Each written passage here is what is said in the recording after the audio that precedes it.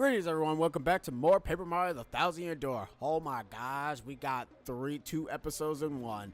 Alright, so, in the last episode we finally entered the Palace of Shadows after inserting all of the not Infinity Stones, even though there's kind of only like 6, or Chaos Stars, or whatever.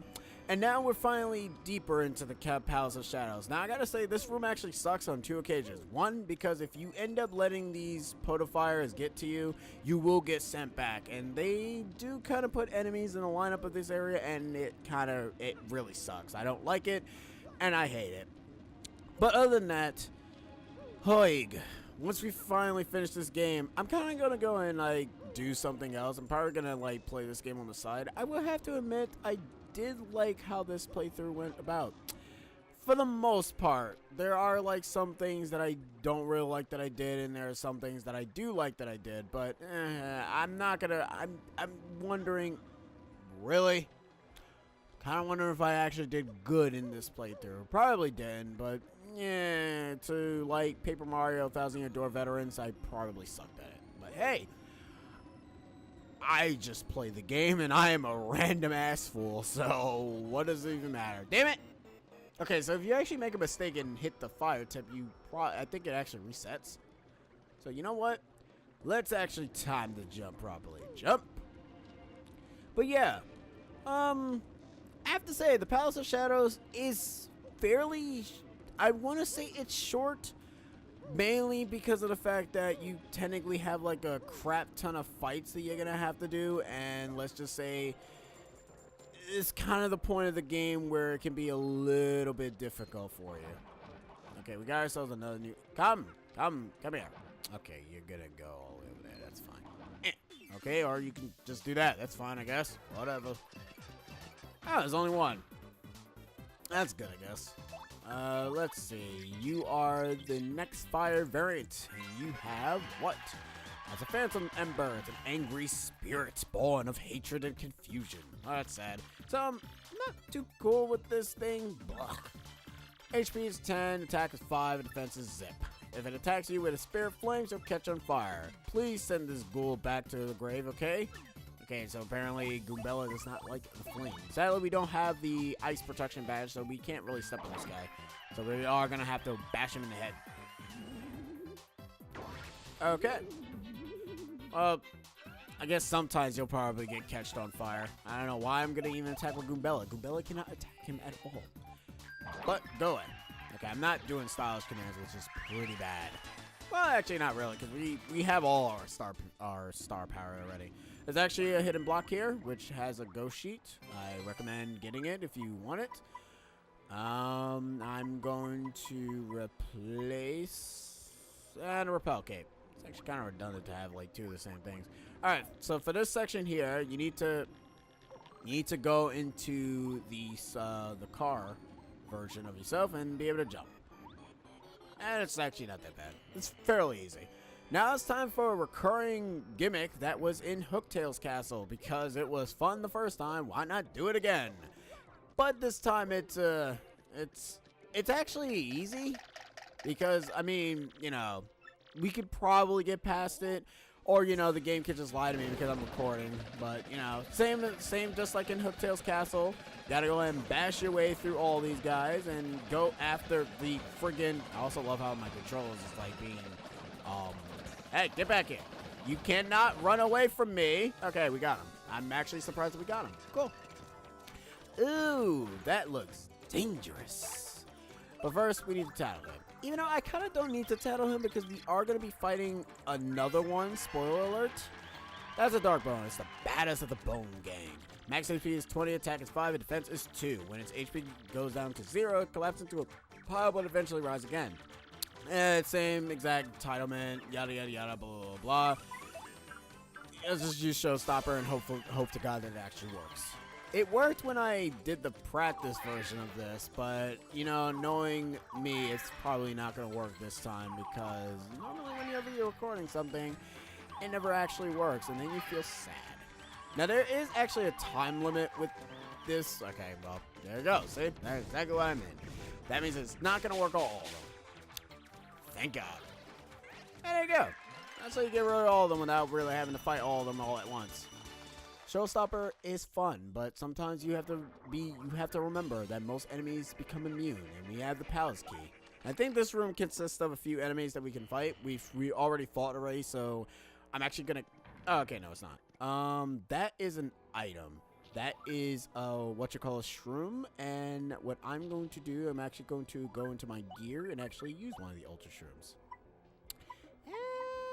And give it to you. Gucci. Ah. So we hit this block.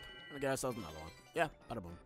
Alright, so just like before, I'm gonna go ahead and cut until we reach the bullet bill buster. Boo shakalaka. Sadly, however, they actually use this gimmick again, which sucks, but just like before, oh, okay.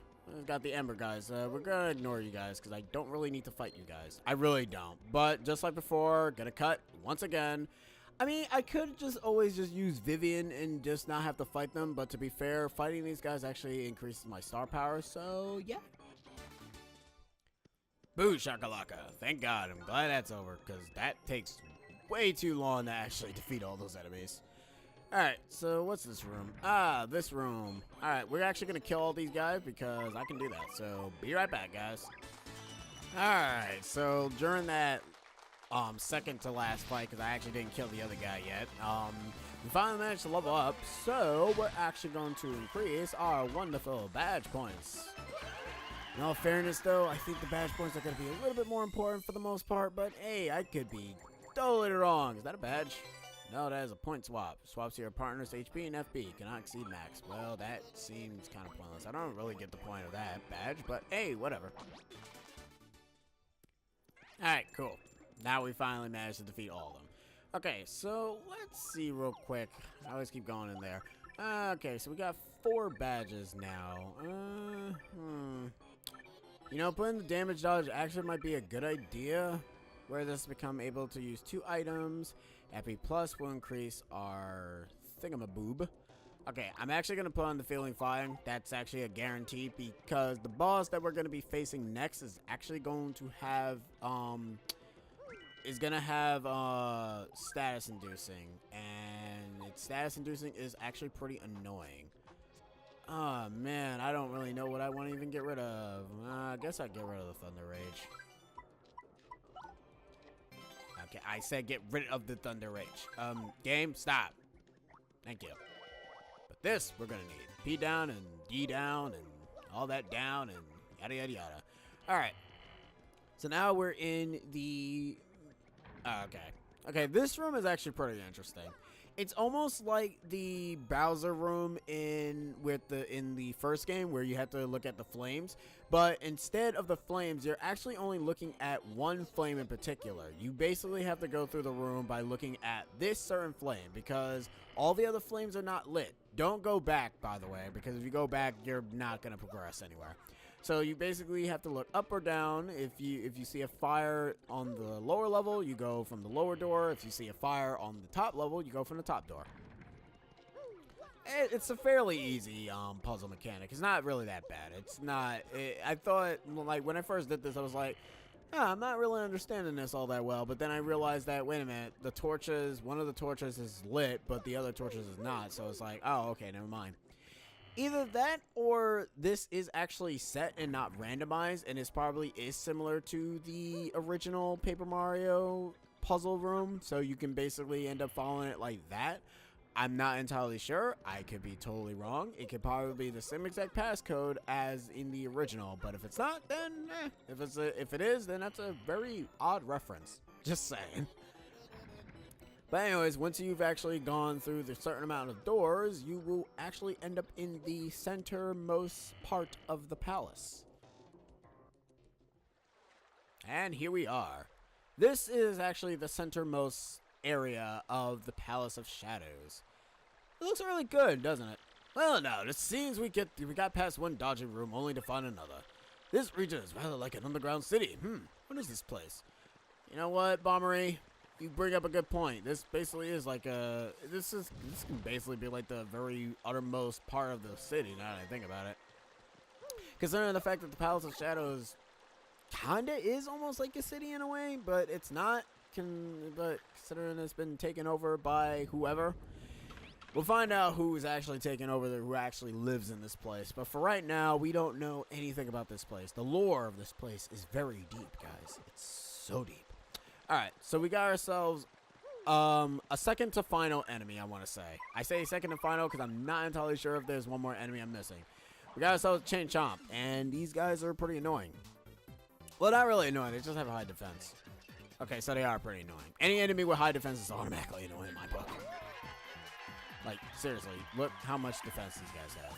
Let's actually check, shall we? These guys are just regular Chain Chomps either. Chain Chomps as well. They're not, like, anything special. That's a Chain Chomp. I hate to get chomped by those thieves. They look nasty. Max HP 7, attack is 6, and defense is 5. Its body is hard, so most attacks won't do much. Plus, you can't damage it with fire and ice attacks. You can freeze it, though. Luckily, it has low HP, so you could take it down with a special move or an item. Chomp Chomps are like so super pumped all the time. Don't they ever get tired? Not necessarily. In all honesty, if they actually did ever get tired, that'd be kind of weird. Huh. Okay, so we're actually going to save the Shooting Star for the next Chain Chomp that we're going to have to fight. Well, we have kind of 3 Chain Chomps that we have to fight, but we just want to get rid of this one right now so we don't have to really worry so much about him. So, okay.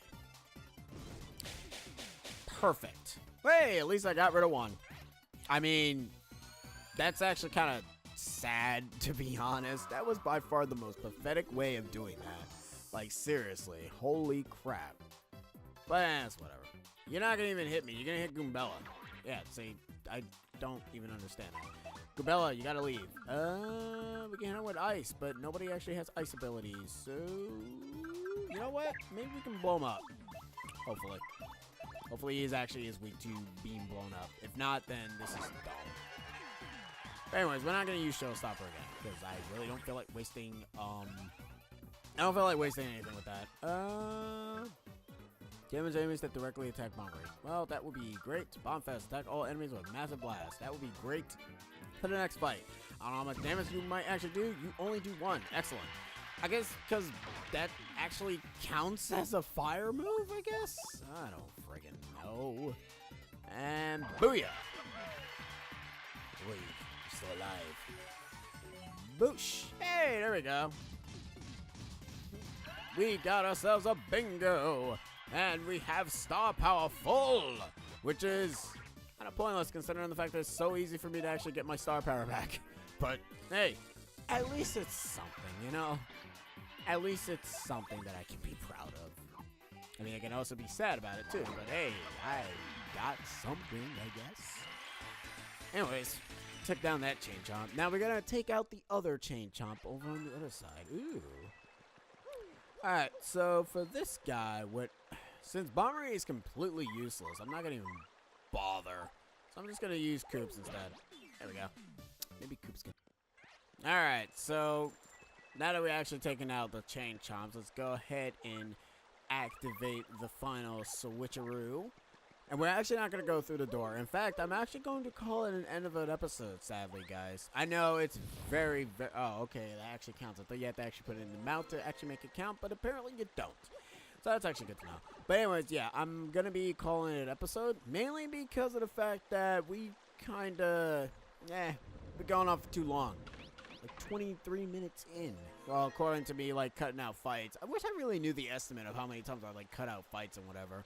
Half of the time, I think the episodes are probably just short for themselves. But, hey, I might as well just save whatever is next in the next episode. So, guys, in the next episode of Paper Mario: The Thousand Year Door, now that we have entered deeper into the Palace of Shadows, we're going to be seeing what it has in store for us. So next time in Paper Mario: The Thousand Year Door, we'll be going over to the right section. We're not going into that tower just yet, because if we do go into that tower, we're going to have to backtrack anyway. So rather than backtracking now, we're just going to go and get whatever particular item that we're going to need soon.